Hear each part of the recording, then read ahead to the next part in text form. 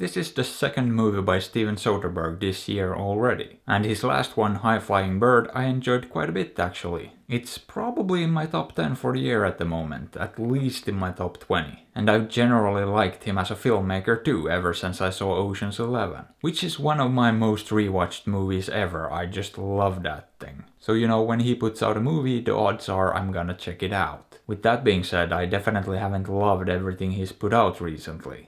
Logan Lucky was just okay, and I didn't really care for Unsane at all. And he's also been experimenting with shooting movies on iPhones. Something I didn't even know he did with High Flying Bird until later. And I haven't looked into if he's done the same thing here, but based on how distorted the image is at the edges in certain scenes, and how faded some of the blacks look, and how washed out the whites sometimes look too, I would be very surprised if this was shot on a super expensive camera. However, disregarding some of those details, overall it's a really good looking movie. Soderbergh obviously still knows what he's doing in that department. There's not much I can complain about in the overall presentation. Now when it comes to the general story here, well, first of all, it's based on a real story. It's also described as The Big Short-esque, which is an apt description. So if you've seen that one, you know what kind of tone to expect here. It basically takes a bit of a humorous approach to an absolutely insane situation. But the whole movie starts off with this diatribe about money and credit.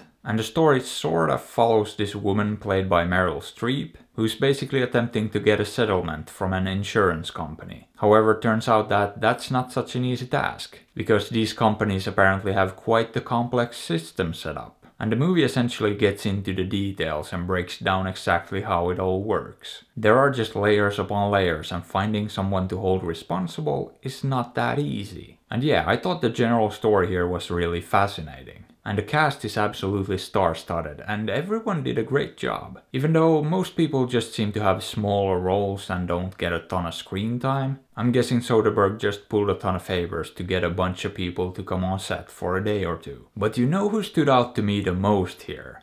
David Schwimmer. Because he really impressed me in this, and I can't remember the last time I had the thought, you know what, David Schwimmer is a really good actor. But as I said, everyone pretty much did a great job in this. Including Gary Oldman, who put on his best Werner Herzog impression. With that being said, I feel like the script wasn't quite as tight and coherent as it could have been. Because it just constantly jumps from one thing to another. And at a certain point it felt like a completely different movie for like 15 minutes. Before jumping right back into it, however, it does still all relate to the same core story. And it is a very complex story that's squeezed into a 90-minute movie. So I guess compromises had to be made, and I never felt like I lost the thread either. I was able to follow along perfectly well, but it did feel a tad bit disjointed. It just didn't flow seamlessly as far as the structure went. Now when it comes to the tone though, I quite enjoyed it. I liked a lot of the humor in this. Sometimes I found it to be really funny actually. And certain sections of the movie I enjoyed a lot, thought it was great. But then other parts I didn't enjoy nearly as much, and they were just okay to me.